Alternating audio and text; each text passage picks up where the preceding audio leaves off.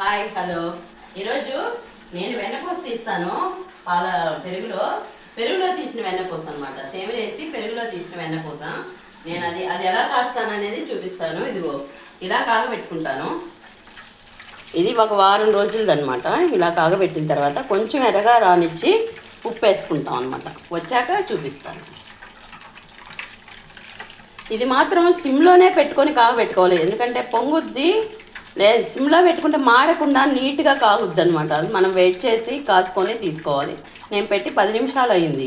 ఇప్పటికీ ఇలా వచ్చింది అనమాట. తొందరగానే కాగిపోద్ది, కానీ సిమ్లో పెట్టుకుంటే బాగుంటుంది.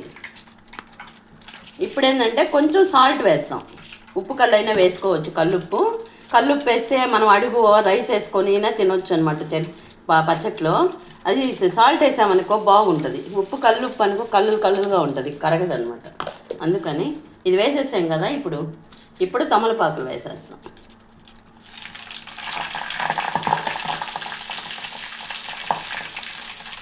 ఇది మంచి స్మెల్ వస్తుంది అనమాట. తమలపాకులు వేస్తే టేస్ట్ సూపర్గా ఉంటుంది. ఇదిగో చూడు, నెయ్యి ఎర్రగా ఉంది.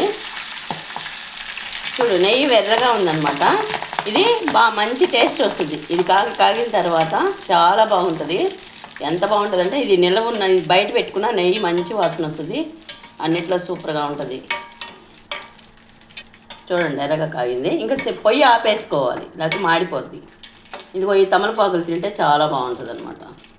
ఇలా వస్తాయి అన్నమాట తమలపాకులు. ఇది తింటే చాలా బాగుంటుంది.